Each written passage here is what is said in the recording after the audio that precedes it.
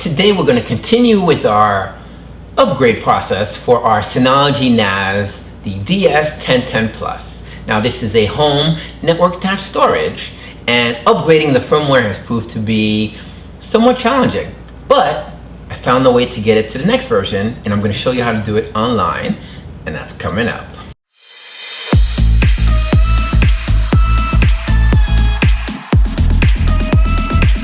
Hey, what's up guys? This is HERVEs from HERVEs World, showing you that IT means I try. If you're new to the channel, thanks for stopping by. Don't forget to subscribe. So on this channel we do unboxings, desktop support, life hacks, actual hacking, and tech reviews of great products just like this. So we're going to be upgrading our Synology NAS DS1010 Plus. Now we got it to a version that accepted.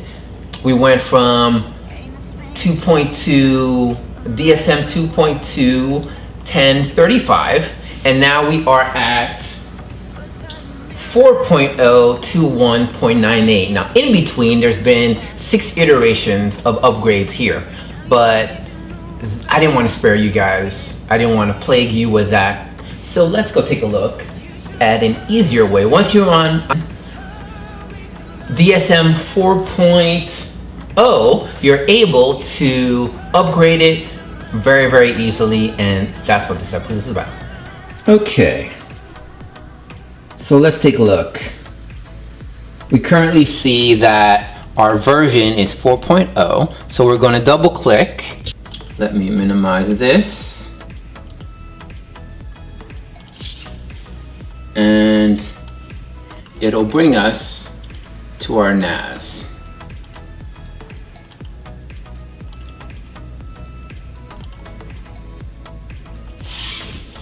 So we're currently at DSM 4.0. We started on 1.2 DSM 2.2 1045. Then we went to DSM 2198, and then we jumped to the 4s.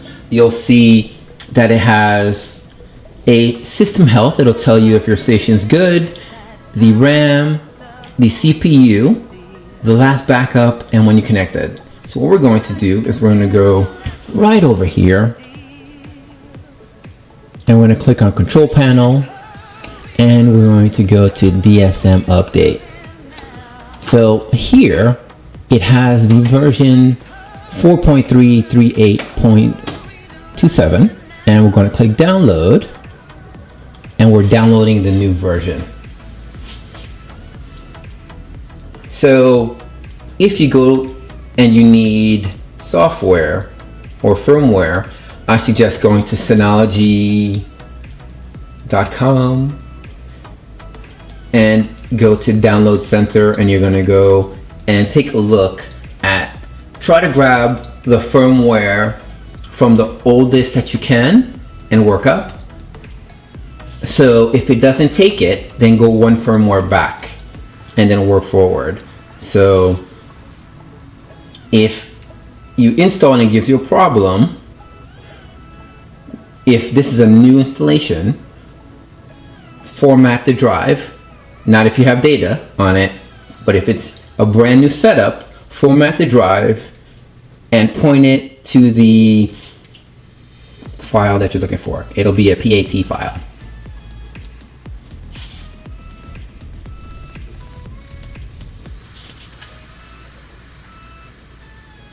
It took a very long time to get it here. It took 6 iterations.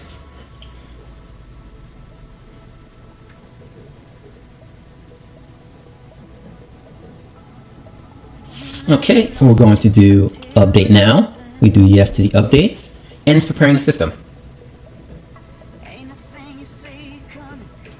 And you just let it do its thing. So I'm going to spare you the waiting. I'll keep a timer right now. You can see that it's upgrading the programs, it's upgrading the configuration.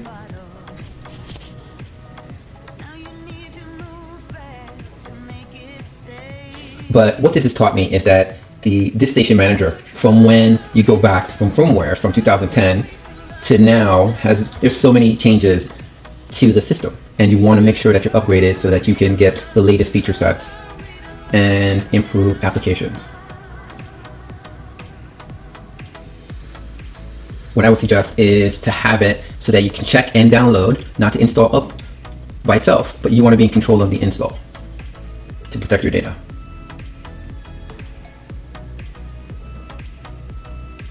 %.